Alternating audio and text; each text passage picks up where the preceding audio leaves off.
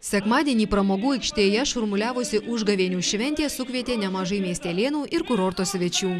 Vieni jų atvyko į kitus pažiūrėti, kiti save parodyti, o treti tiesiog smagiai praleisti laiką.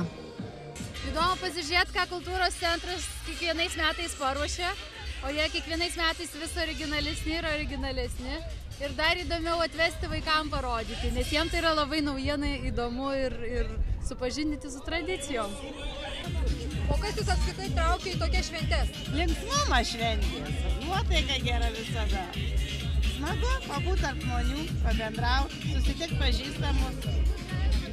Kaip ir kasmet žiemos išvarymo renginyje buvo siūloma paragauti tradicinių užgavėnių valgių, kopūstų troškinio, lašinių, kitų riebių patiekalų ir žinoma blynų.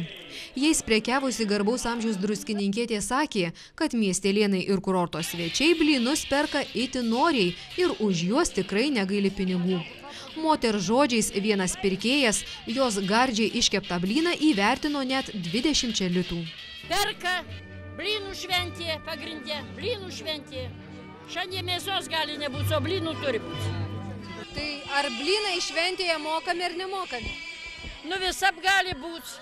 Kad mes jau tokios nelabai bagotos, tai mes jau norim kokios kapeikos. Tai kokią didžiausią kainą už blynus imat? Kokie 20. Dar turim ir brazenių. Tądien šventės dalyviai nemokamai galėjo paragauti arbatos, kurios buvo išvirtas pilnutėlis katilas. Taip pat susirinkusieji patys galėjo išsikepti blynų ir čia pat juos suvalgyti. Ale tai, kad čia blynų mes kaip ir neparduodam, čia ateina, pats įsikepa, pats ir suvalgo. Ir nauda, ir gardumas, ir sotumas. Ir mum darbo mažiau. O, kaip ir. O reikia už jūsų blynus mokėti pinigus? Ne, nereik. Dovanai, viskas dzikai. Viskas dovanai.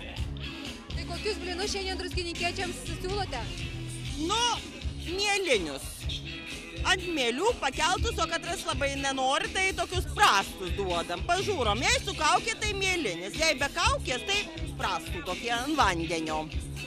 Tradicinėme žiemos išvarymo renginyje neapsieita ir be pagrindinių šios šventės personažų – lašininio ir kanapinio dvikovos. Jie kaip ir kasmet ginčijosi, ar reikia žiemą varyti iš kiemo ar ne.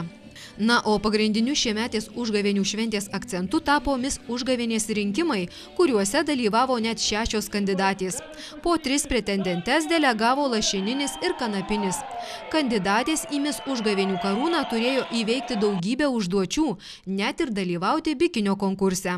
Po ilgų svarstymų, kaip ir tikėtasi, Mis užgavėnės titulą ir karūną laimėjo pavasario simbolio kanapinio deleguota atstovė Sveikutė Kanapinytė. Kadangi užgavėnių tokia tradicija, kad visada laimi kanapinio komanda, tai tikriausiai todėl ta pati gražuolė iš kanapinio komandos. Na, o kodėl tampama? Na, kadangi, sakiau, aš esu sportiška asmenybė, daug vaikštau, skiriu savo grožiui daug dėmesio. Aišku, tai yra salonai, soliariumai, sveikos košės, sveikas maistas, ekologiškas. Žinoma, viską investuoju į save, o paskui rezultatai. Paaiškėjus, jog Mis užgavėnės titulą laimėjo kanapinio deleguota atstovė, lašininis kanapinį apkaltino korupciją, o tada jau prasidėjo ugningas ginčas. Po atkaklios minėtų personažų dvikovos paaiškėjo, kad nugalėjo pavasario simbolis kanapinis, kuris nurungęs lašininį patraukė deginti šiaudais dabintos morės.